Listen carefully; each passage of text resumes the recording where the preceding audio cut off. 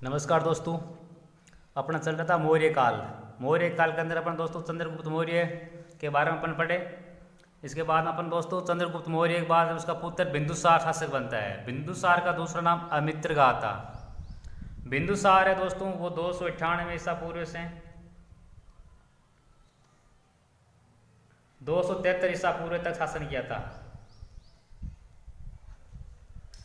दोस्तों ये चंद्रगुप्त एवं दूधरा की संतान था। बिंदुसार है, ये चंद्रगुप्त मौर्य और दूधरा, इनकी माता का नाम क्या था? दुर्द्रा, इसकी संतान था ये। दोस्तों बिंदुसार के कई नाम मिलते हैं अपन को। तो बिंदुसार के अन्य नाम है दोस्तों भद्रसार एवं बारिसार। बिंदुसार के अन्य नाम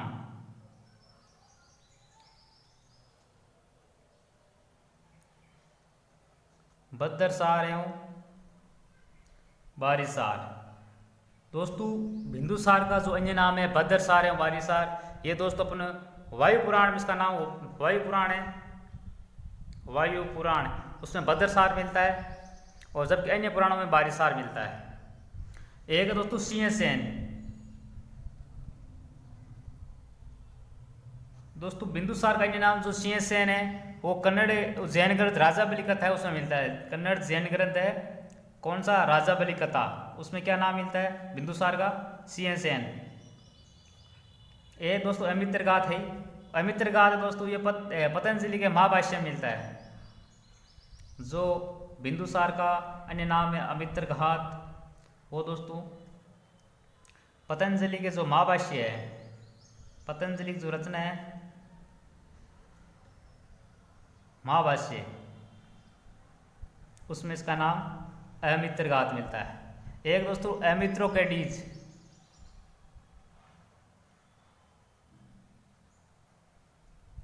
एमित्रोकेडीज है दोस्तों, ये यूनानी लेखक को मिलता है। यूनानी लेखक है वो बिंदुसार को किस नाम संबोधित करते हैं? एमित्रोकेडीज लेखकों के अनुसार। दोस्तों सांची के कबीले का बिंदुसार का नाम है, वो भी सांची के कबीले के बिंदुसार का एक नाम मिलता है। तो दोस्तों बिंदुसार का अन्य नाम क्या क्या थे? भद्रसार एवं बारिसार। भद्रसार एवं बारिसार। भद्रसार है वो वायु पुराण में मिलते हैं और अन्य पुराणों में बारिसार। और मिलता है दोस्तों सिंहसेन। सिंहसेन वो राजा बलि कथा है। राजा बलि कथा क्या है? कन्नड़ जैन ग्रंथ, उसमें राजा बलि ग्रंथ है, उसमें इसका नाम सिंहसेन मिलता है। और एक दोस्तों है अमित्रघात। अमित्रघात जो दोस्तों ये पतंजलि की रचना, जो महाभाष्य पतंजलि की जो रचना है महाभाष्य, उसमें बिंदुसार का नाम मिलता है अमित्रघात। एक दोस्तों यूनानी लेखक है, जो यूनानी लेखकों ने बिंदुसार को अमित्रोकेडीज के नाम से संबोधित किया। अमित्रोकेडीज। दोस्तों दिव्यादान से याद होता है कि बिंदुसार के समय उत्तरापथ प्रांत की राजधानी तक्षशिला में जनता का विद्रोह हुआ। किसमें याद होता है? दिव्यादान से। दिव्यादान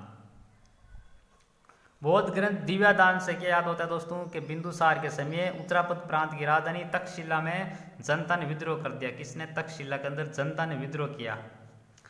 दोस्तों इस समय जब ये विद्रोह हुआ उस टाइम यहाँ का तक्षशिला का जो गवर्नर था वो कौन था? सुसीम। सुसीम। सुसीम क्या था? बिंदुसार के टाइम में तक्षशिला में जो जनता ने विद्रोह किया उस टाइम यहाँ का जो गवर्नर था वो था सुसीम। दोस्त तक्षशिला में जो विद्रोह है ये, इस विद्रोह को दबाने के बाद इसको विद्रोह को अशोक ने दबाया। किसने दबाया? अशोक ने। और बाद में दोस्तों अशोक ने इस विद्रोह को दबाने के बाद में खस एवं नेपाल में व्याप्त अराजकता को शांत किया। दिव्यदान में दोस्तों अशोक द्वारा स्वास देश विजय का उल्लेख है। कौन से देश का? स्वास देश का विजय का उल्लेख है। तो दोस्तों दिव्यदान से याद होता है कि बिंदुसार के समय उत्तरापथ प्रांत की राजधानी तक्षशिला में जनता का विद्रोह हुआ। इस समय यहाँ का गवर्नर कौन था? सुसीम। और दोस्तों इस विद्रोह को किसने दबाया? दबाने की अशोक ने दबाया। अशोक ने इसको दबाने के बाद खस एवं नेपाल में व्याप्त अराजकता को शांत किया। और दोस्तों दिव्यादान से पता चलता है अपन को कि अशोक द्वारा स्वास्थ्य देश विजय का उल्लेख है। किसमें उल्लेख है? दिव्यादान में। दोस्तों बिंदुसार है, इनकी वैदेशिक संबंध कैसे थे? वैदेशिक संबंध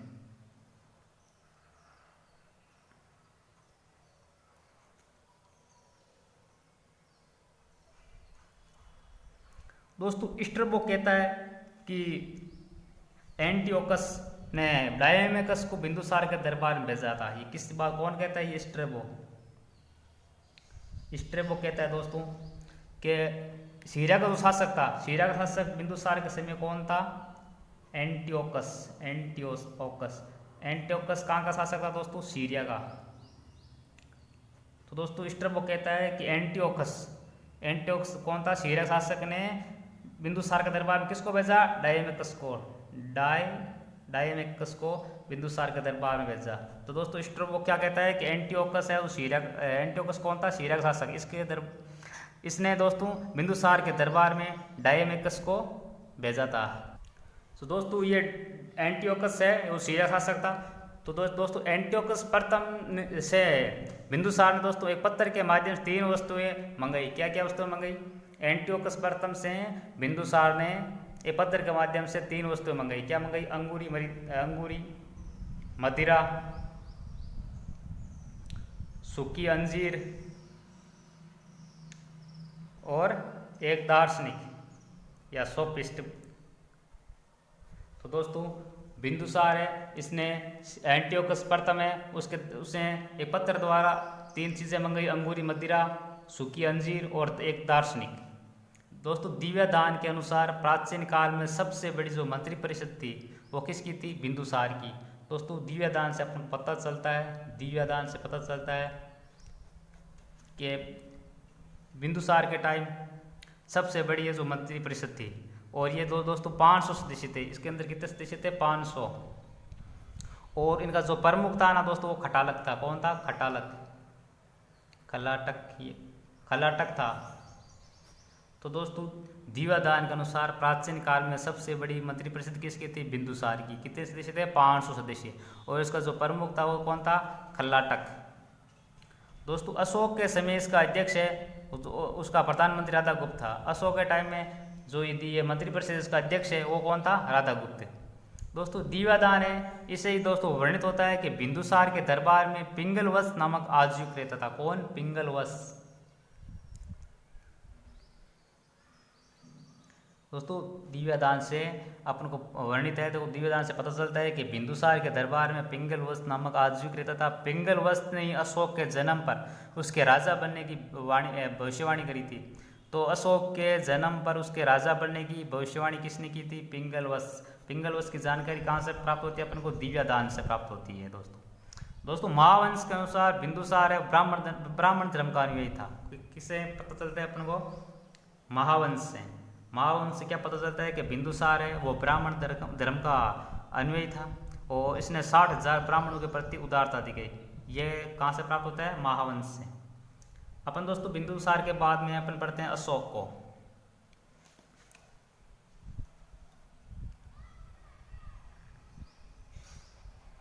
तो दोस्तों अशोक का जो शासन काल है वो 273 ईसा पूर्व से 236 ईसा पूर्व तक था। 273 ईसा पूर्व से 236 ईसा पूर्व तक शासनकाल किसका था? अशोक का था। दोस्तों अशोक के बहुत सारे नाम और उपलब्धियां हमको प्राप्त होती है। एक दोस्तों प्राप्त होती है अशोक वर्धन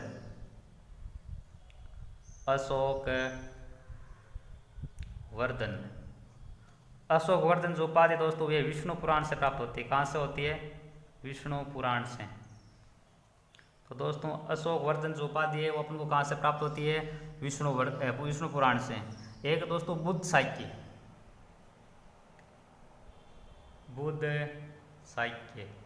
जो बुद्ध साहित्य उपाधि है दोस्तों ये अपन को मास की अभिलेख से प्राप्त होती है। मास की अभिलेख से। एक अशोक वर्धन जो विष्णु पुराण से प्राप्त होती है, एक बुद्ध साहित्य जो मास की अभिलेख से प्राप्त होती है। एक दोस्तों मगधाधिराज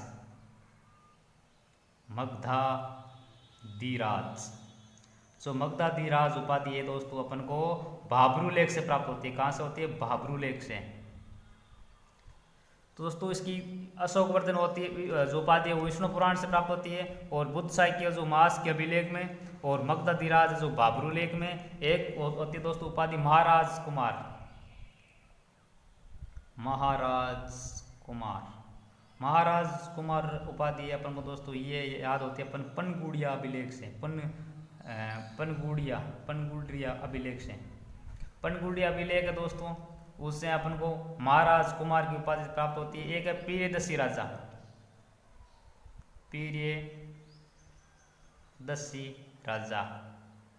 जो प्रियदर्शी राजा उपाधि है दोस्तों ये बराबर गुहा लेख से प्राप्त होती है, बराबर गुहा लेख से। और दोस्तों अशोक नाम है जो आपका अशोक, ये दोस्तों 4 लघु शिलालेख से प्राप्त होते हैं। कितने से? 4 लघु शिलालेख से अपन को अशोक नाम प्राप्त होता है। अशोक कौन कौन शिलालेखों से अशोक का नाम प्राप्त होता है अपन अशोक? दोस्तों वो है मास्की, गुर्जरा, नेतुर और उद्दगोलन। तो अपन को अशोक का जो अशोक नाम है वो कहाँ से प्राप्त होता है? 4 लघु शिलालेख से। कौन कौन से? मास्की, गुर्जरा, नेतुर और उद्दगोलन से। तो दोस्तों सर्वप्रथम जो अशोक नाम है वो अपन को कहाँ से प्राप्त होता है? मास के अभिलेख से। तो अशोक के कई अन्य नाम उपाधियां थी। एक अपन को दोस्तों उपाधि मिलती है अशोक की देवानाम, देवानाम प्रिय, देवानाम प्रिय, प्रियदर्शी। जो देवानाम प्रियदर्शी जो उपाधि है अपन को दोस्तों वो अपन को प्राप्त होती है रुमिंदेई,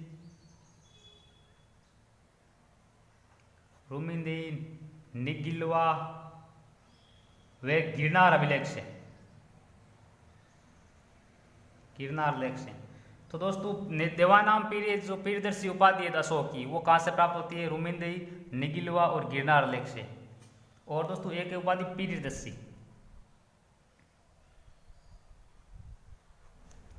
तो दोस्तों जो प्रियदर्शी उपाधि है दोस्तों ये अपन को बेराट या बाबरू लेख से प्राप्त होती है। कहाँ से?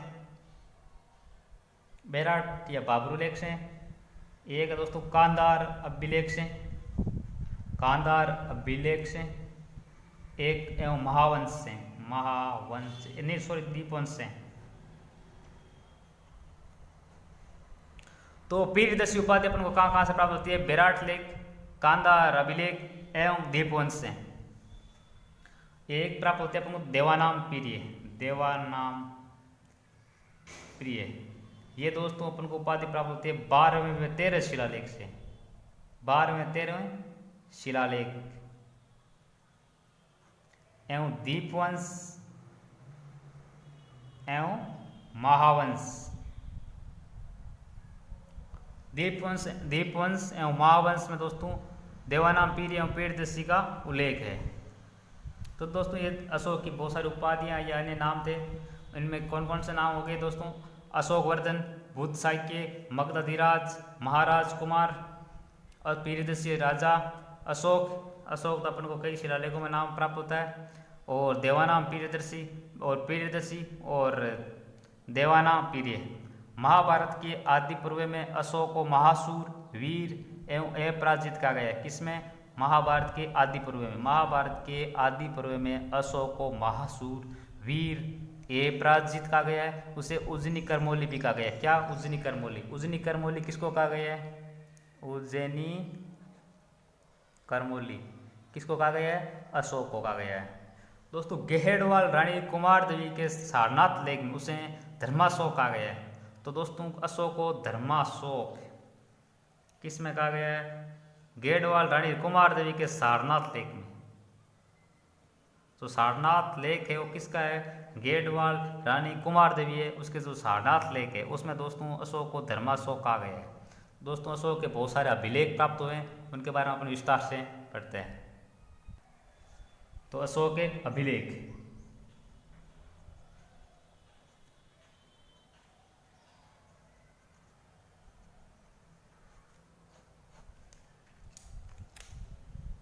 दोस्तों अशोक के अभिलेखों को सबसे पहले 1750 में दोस्तों किसने पढ़ा? 1750 ईस्वी के अंदर दोस्तों टी फैंथलर ने खोजा। तो अशोक के अभिलेखों को सर्वप्रथम किसने खोजा?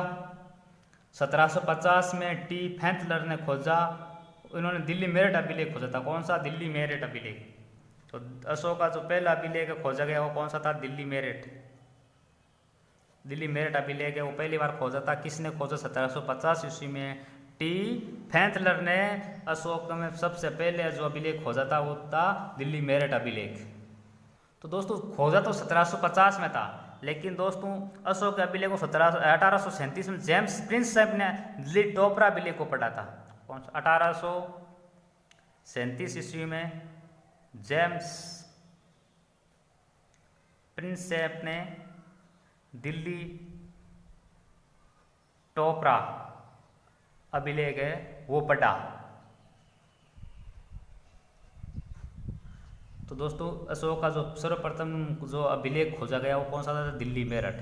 किसने खोजा था? 1750 ईस्वी में टी फैंथलर ने खोजा था। लेकिन अशोक के अभिलेखों को 1837 ईस्वी में जेम्स प्रिंसप ने दिल्ली टोपरा अभिलेख को पढ़ा था।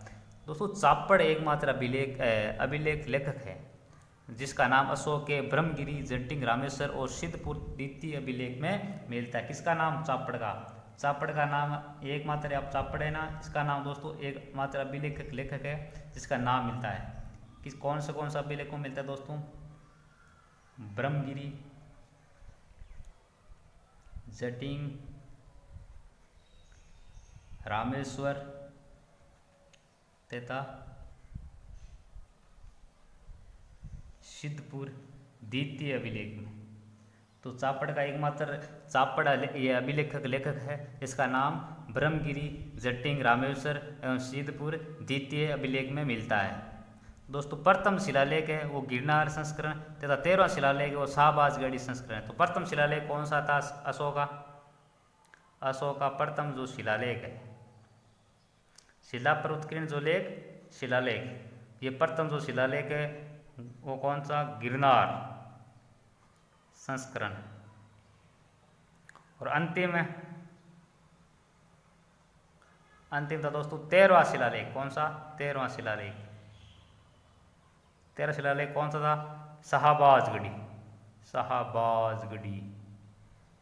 शाहबाजगढ़ी संस्करण। तो दोस्तों प्रथम शिलालेख गिरनार संस्करण तथा 13वां शिलालेख शाहबाजगढ़ी संस्करण कहलाता है। तो दोस्तों अशोक ने सर्वप्रथम लघु शिलालेख, तदुपरांत 14 प्रमुख शिलालेख और अंत में 6 स्तंभ लेखों को निर्गत किया था। तो अशोक ने सर्वप्रथम लघु शिलालेख, उसके पश्चात 14 प्रमुख शिलालेख और अंत में 6 स्तंभ लेखों को निर्गत किया था। अशोक के शिलालेखों में प्राकृत भाषा के साथ कुल 4 लिपियां हैं। भाषा कौन सी है? प्राकृत भाषा। अशोक के शिलालेखों में कौन सी भाषा है? प्राकृत भाषा। और लिपियां कौन सी लिपियां दोस्तों? 4 है। कौन सी? 4। कौन सी है? ब्राह्मी, खरोष्टी, अरामाइक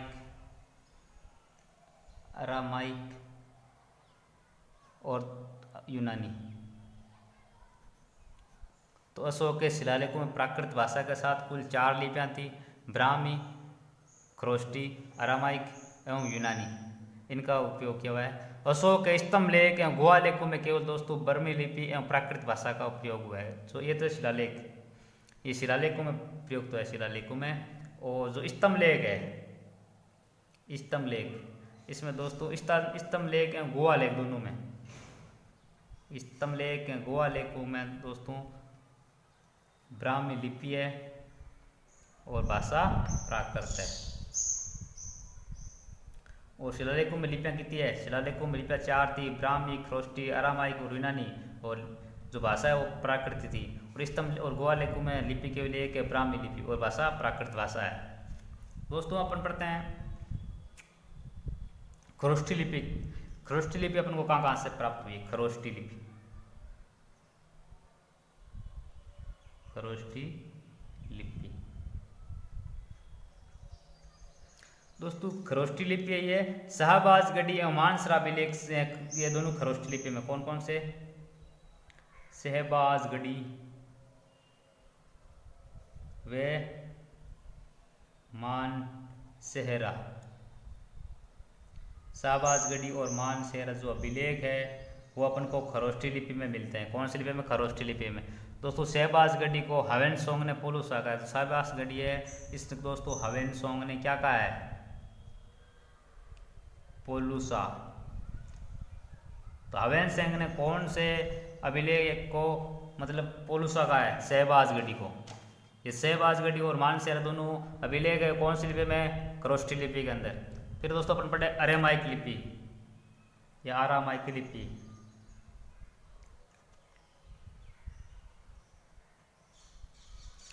दोस्तों लेगमान और तक्षशिला अभिलेख है।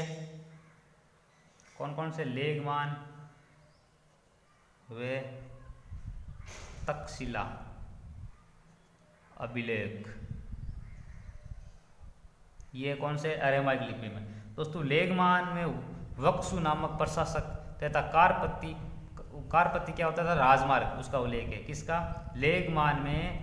अरेमाइक लिपि के में कौन कौन से अपने अभिलेख मिले हैं? लेगमान एवं तक्षशिला। और खरोष्ठी में शहबाजगढ़ी और मानसेहरा। तो शहबाजगढ़ी को ह्वेनसोंग ने पोलूसा कहा है और अरेमाइक लिपि में लेगमान और तक्षशिला अभिलेख मिले हैं। और दोस्तों जो लेगमान है उसमें वक्सु नामक अधिकारी का उल्लेख या वो वक्सु नामक प्रशासक है। और कारपति बोलते तो दोस्तों राजमार्ग को, उसका उल्लेख है। तो वक्सु और कारपति का उल्लेख किस में है? लेगमान शिलालेख में, दोस्तों अभिलेख में, सॉरी। अब दोस्तों द्विभाषीय लिपि, जो ये तो खरोष्ठी लिपि हो गई, ये अरेमाइक लिपि हो गई। अब द्विभाषीय या द्विभाषिक लिपि कौन सा अभिलेख में द्विभाषिक लिपि का प्रयोग हुआ है? दोस्तों है कंधार का शेरकुना अभिलेख। कौन सा है? कंधार का शेरकुना अभिलेख है। इसमें द्विभाषिक लिपि प्राप्त होती है। कहाँ से होती है? कंधार के शेरकुना अभिलेख से। दोस्तों इसमें यूनानी और अरेमाइक लिपियों का एक साथ प्रयोग है। द्विभाषिक दो लिपियां कौन कौन सी प्राप्त हुई? इसमें यूनानी एवं अरेमाइक या अरामाइक। तो खरोष्ठी लिपि में शहबाजगढ़ी और मानसेहरा अभिलेख, अरामाइक लिपि में लेगमान एवं तक्षशिला अभिलेख, और द्विभाषीय लेख में लिपि में कंधार का शेरकुना अभिलेख मिला है। द्विभाषीय लिपि में इसमें कौन कौन सी भाषा है? यूनानी और अरेमाइक। दोस्तों अशोक ने 37 वर्ष शासन किया था। कितने वर्ष शासन किया था अशोक ने? 37 वर्ष शासन किया था। उसके शिलालेखों में उसके शासनकाल के 8वें से लेकर 27वें वर्ष की घटनाएं वर्णित है। तो दोस्तों जो अशोक के जो शिलालेख है उस शासनकाल के 8वें लेके और 27वें वर्ष है ना, इसके बीच का जो शासनकाल है उनकी घटनाएं हैं वो शिलालेखों में वर्णित है। तो अपन दोस्तों पढ़ते हैं शिलालेख के बारे में। शिलालेख जो शिलाओं को उत्कीर्ण है वो शिलालेख। दोस्तों अशोक के जो शिलालेख है वो दीर्घ शिलालेख और लघु शिलालेख दो प्रकार के प्राप्त हुए अपन को। दीर्घ शिलालेख है उसमें 14 शिलालेख एवं दोस्तों कितने प्राप्त हुए? शिलालेख में दीर्घ शिलालेख एवं लघु शिलालेख दोनों प्राप्त हुए हैं। और दीर्घ शिलालेख है दोस्तों दीर्घ शिलालेख ये कितने मिले अपन को? 14 दीर्घ शिलालेख है वो अपन को कितने मिले हैं? 14 शिलालेख मिले हैं। 14 शिलालेख मिले हैं। कितने स्थानों से मिले 14 शिलालेख है? वो 8 स्थानों से मिले, 8 स्थानों से प्राप्त हुए।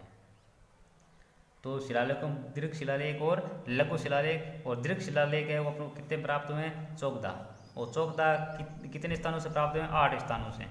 वो तो ये वृद्ध शिलालेख है या दीर्घ शिलालेख है, ये कौन ये कहाँ से मिले हैं, कौन कौन से थे, इसके बारे में अपन पढ़ते हैं। दीर्घ या वृद्ध शिलालेख, दीर्घ या वृद्ध शिलालेख। और स्थिति मतलब ये कहाँ पर स्थित था? दोस्तों अपन पढ़ते हैं गिरनार। कौन सा? गिरनार। गिरनार जो शिलालेख है वो मिला गुजरात के जूनागढ़ में। कहाँ पे? गुजरात के जूनागढ़ में। तो गिरनार अभिलेख है शिलालेख सॉरी, ये कहाँ मिला? गुजरात के जूनागढ़ में। एक है शहबाजगढ़ी,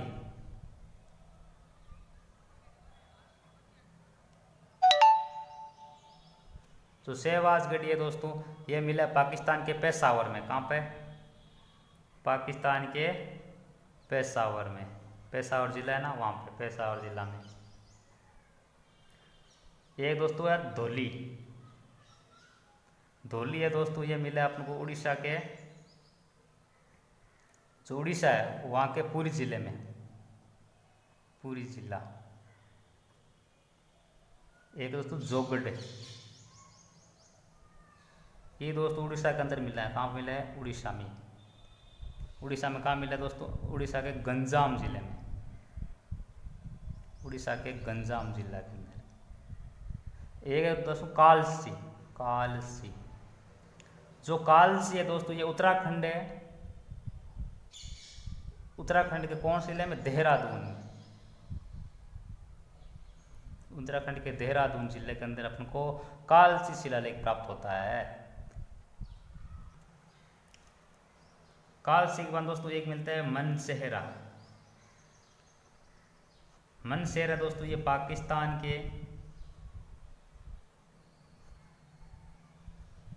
हाजरा जिले के अंदर प्राप्त हुआ। कहाँ पे? हाजरा जिले के अंदर। एक प्राप्त हुआ एरेगुड़ी। कौन सा? एरेगुड़ी। एरेगुड़ी है यो आंध्र प्रदेश है। वहाँ पे आंध्र प्रदेश के कौन से जिले के अंदर प्राप्त हुई है? कुर्नूल जिला के अंदर। आंध्र प्रदेश के कुर्नूल जिला। एक है सोपारा। सोपारा या सोपारा, यह महाराष्ट्र में, महाराष्ट्र का थाने जिले में। तो दोस्तों जो दीर्घ या वृहद शिलालेख है टोटल कितने थे? 14। और ये अपन को कितने स्थान है? 14 है। ये 1400 शिलालेख प्राप्त हुए। कितने स्थानों से मिले? 8 स्थानों से। जो 8 स्थान कौन कौन से हैं दोस्तों? एक है गिरनार। गिरनार, गिरनार कहाँ दोस्तों? गुजरात के जूनागढ़ जिले में, गुजरात के जूनागढ़ में। एक मिला है शहबाजगढ़ी, जो पाकिस्तान के पेशावर जिले में। शहबाजगढ़ी कहाँ मिला है? पाकिस्तान के पेशावर में। एक धौली, धौली है उड़ीसा के पुरी जिला में। और एक जोगड़, जोगड़ है उड़ीसा के गंजाम जिला में। एक मिला दोस्तों कालसी, वह उत्तराखंड का देहरादून जिला में। एक मनसेहरा, ये पाकिस्तान के हाजरा जिले में, पाकिस्तान के हाजरा जिले के अंदर। एक मिला दोस्तों एरेगुड़ी। कौन सा? एरेगुड़ी। एरेगुड़ी है वो आंध्र प्रदेश के कुर्नूल जिला के अंदर मिला है। एक है सोपारा। सोपारा है वो महाराष्ट्र के थाने जिले के अंदर मिला है। ये 8 शिलालेख है। ये 14 शिलालेख जो 8 स्थानों से प्राप्त हुए हैं। ये दोस्तों दीर्घ शिलालेख को संबंधित प्रमुख तथ्य क्या क्या? जो दीर्घ, ये जो दीर्घ के वर्ष शिलालेख अपन को मिले हैं, इनमें जो प्रमुख मतलब क्या क्या बातें लिखी हुई थी, क्या क्या प्रमुख तथ्य थे, इसके बारे में अपन पढ़ते हैं। दोस्तों ये जो एरेगुड़ी अभिलेख है, कहाँ एरेगुड़ी जो अभिलेख कहाँ से मिला अपन को? आंध्र प्रदेश के कुर्नूल जिला से। आंध्र प्रदेश के जो कुर्नूल जिला से अपन को एरेगुड़ी अभिलेख मिला है। दोस्तों एरेगुड़ी की विशेषता है कि इसमें लिपि की दिशाएं बाएं से दाएं हैं। कहाँ से? इसकी जो एरेगुड़ी जो अपन को शिलालेख मिला है, इसकी जो लिपि कैसे है? दाएं से, लिपि है दाएं से बाएं। तो दोस्तों एरेगुड़ी शिलालेख की लिपि कहाँ कैसे मिले? दाएं से बाएं। और जो दोस्तों धौली है, धौली कहाँ मिला है? उड़ीसा के पुरी जिला के अंदर। दोस्तों धौली एवं जोगड़ है, और ये भी कहाँ मिला है? उड़ीसा के अंदर, ये गंजाम जिला के अंदर। तो दोस्तों धौली एवं जोगड़ अभिलेख है ना, इन दोनों को पृथक कलिंग प्रज्ञापन कहते हैं। क्या कहते हैं? पृथक कलिंग प्रज्ञापन। पृथक कलिंग प्रज्ञापन। पृथक कलिंग प्रज्ञापन कौन से शिलालेख कहते हैं? धौली एवं जोगड़ को। दोस्तों धौली एवं जोगड़ लेख में अशोक के 2 पृथक कलिंग प्रज्ञापन कहते हैं इनको। और धौली एवं जोगड़ लेख में दोस्तों अशोक नगर के अशोक है वो नगर के न्यायाधिकारियों से कहता है। कौन किन सा अभिलेख शिलालेखों में कहता है? धौली एवं जोगड़। तो दोस्तों धौली एवं जोगड़ लेख में ही अशोक नगर के जो न्यायाधिकारी है उनको कहता है कि वे निष्पक्षता से न्याय करें, किसी को अनावश्यक दंड न दें। इसी लेख में अशोक कहता है कि सभी मनुष्य मेरी संतान है। तो ये कौन से लेख में कहता है कि अशोक ये बात कहता है कि सभी मनुष्य मेरी संतान है? धौली एवं जोगड़ लेख में। तो धौली एवं जोगड़ में अशोक क्या कहता है दोस्तों? धौली एवं जोगड़ है लेख है जो शिलालेख है, उसमें अशोक क्या कहता है दोस्तों? कहता है जो नगर के जो न्यायाधिकारी है उनसे कहता है कि वे निष्पक्षता से न्याय करें, किसी को अनावश्यक दंड न दें।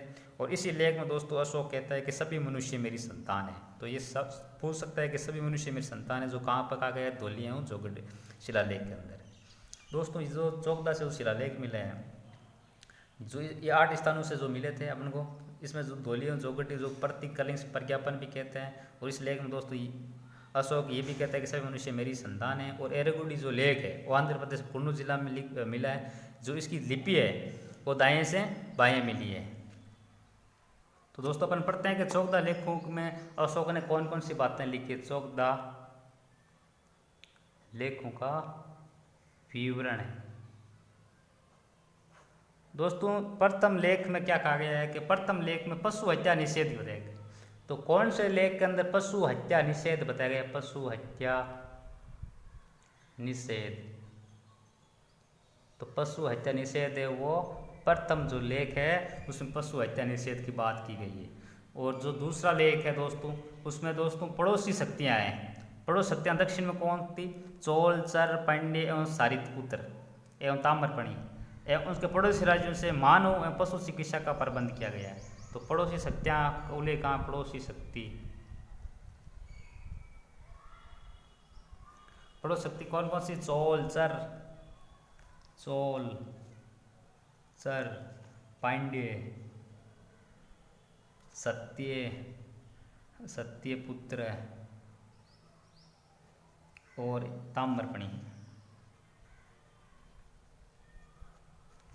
एवं दोस्तों इसमें सेकंड जो शिलालेख है उसमें पड़ोसी शक्तियाँ बताई गई। दक्षिण में चोल, चर, पांड्य, सत्यपुत्र, ताम्रपणी और एवं पड़ोसी राज्यों में भी मानव पशु चिकित्सा का प्रबंध किया है। तो मानव एवं पशु चिकित्सा के प्रबंध की जो जानकारी प्राप्त होती है वो कौन से शिलालेख से होती है?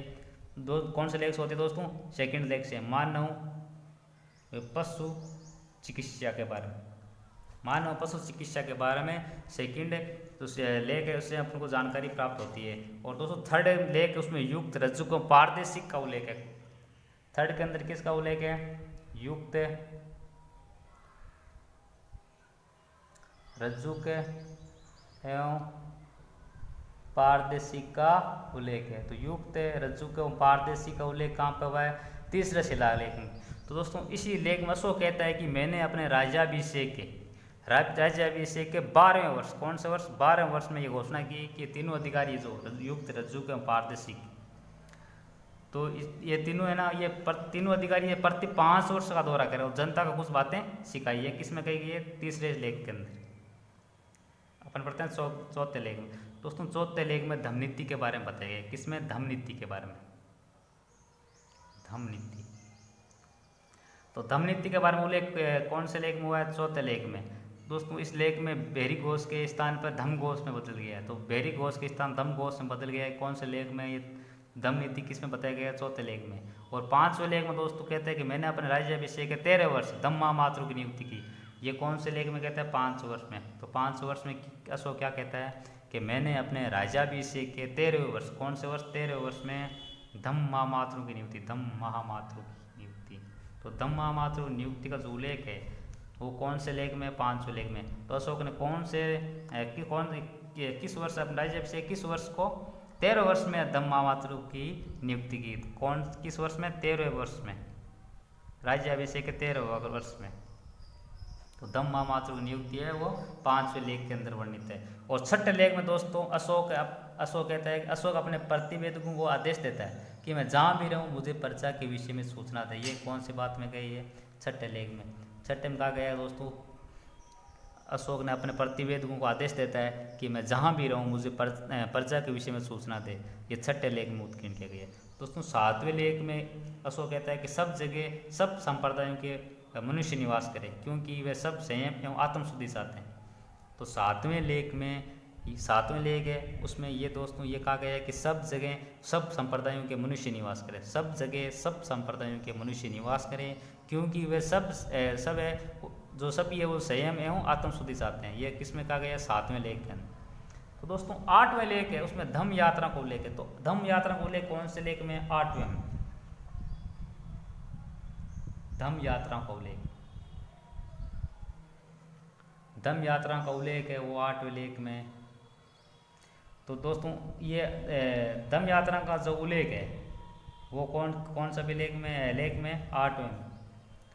तो 8वें लेख में धम्म यात्रा को लेके वो बताता है कि राज्याभिषेक के 10वें वर्ष धम्म यात्रा को शुरू किया। कौन से वर्ष में? ये अशोक राज्याभिषेक के कौन से वर्ष में? 10वें वर्ष में धम्म यात्रा को शुरू किया। और सबसे पहले अशोक कहाँ गया था? बोध गया। बोध गया। ये कौन से बात? 8वें लेख की बात चल रही है। और अशोक ने 256 रातें धम्म यात्रा में की थी। 256 रातें धम्म यात्रा में थी। तो दोस्तों 8वें लेख में धम्म यात्रा को लेके, तो 8वें वर्ष में क्या है? धम्म यात्रा को लेके, और बताता है कि राज्याभिषेक की 10वें वर्ष में धम्म यात्राओं को शुरू किया। राज्याभिषेक के 10वें वर्ष धम्म यात्राओं को शुरू किया। और सबसे पहले कहाँ गया? बोध गया। बोध गया। और अशोक ने कुल कितनी रातें धम्म यात्रा में बिताई?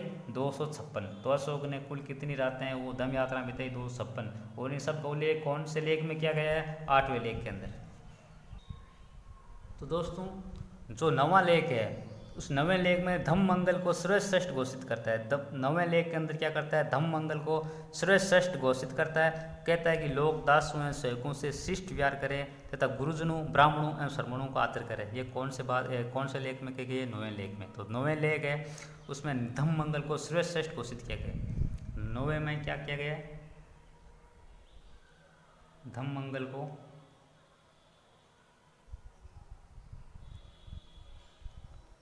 सर्वश्रेष्ठ घोषित किया गया। सर्वश्रेष्ठ घोषित। तो 9वें लेख में धम्म मंगल को सर्वश्रेष्ठ घोषित किया गया है। और कहता है कि लोग दासों एवं सेवकों से शिष्ट व्यवहार करें तथा गुरुजनों, ब्राह्मणों एवं श्रमणों का आदर करें। ये किस में कहा गया है? 9वें लेख में। दोस्तों 10वें लेख में यश एवं कीर्ति की निंदा की गई है। किसकी? यश एवं कीर्ति की निंदा है, वो 10वें लेख में की गई है। 10वें में क्या? यश व कीर्ति की निंदा।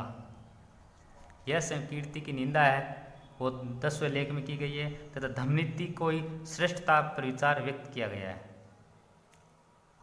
और दोस्तों 11वां जो लेख है, कौन सा? 11वां लेख, उसमें धम्मदान है। धम्मदान।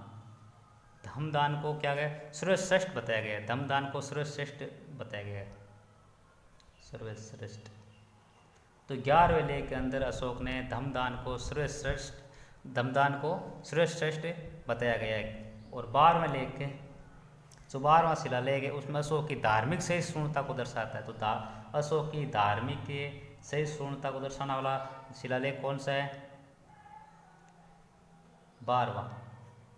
धार्मिक सहिष्णुता को दर्शाता है 12वां शिलालेख।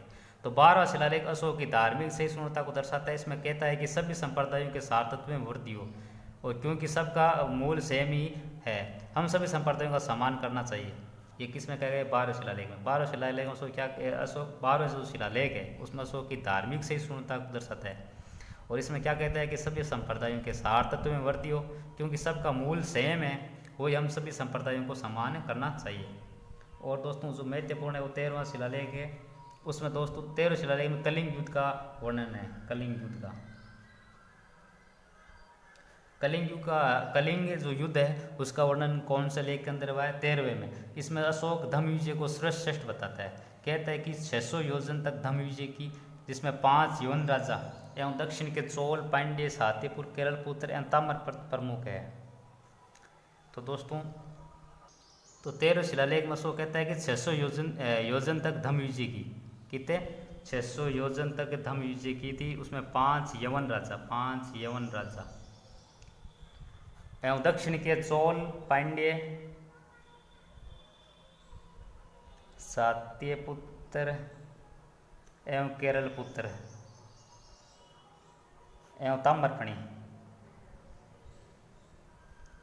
ये प्रमुख है। दोस्तों इसी लेख में अशोक आठविक जातियों को धमकी देता है। 13वें शिलालेख में दोस्तों अशोक आठविक जनजाति है उसको धमकी देता है कि धम्म का मार्ग धरे अन्यथा परिणाम बुरा होगा। तो दोस्तों कौन से लेख में अशोक आठविक जनजातियों को धमकी देता है कि धम्म का मार्ग धरे अन्यथा परिणाम बुरा होगा? वह 13वें शिलालेख में। तो अशोक बताता है कि जब एक अविजित क्षेत्र विजित होता है एवं मानव जीवन में हत्या, मृत्यु में बंदी बनाना अनिवार्य हो जाता है। तो दोस्तों अशोक है वो क्या बताता है कि जब एक अविजित क्षेत्र विजित होता है तो मानव जीवन में हत्या, मृत्यु एवं बंदी बनाना है वो अनिवार्य हो जाता है।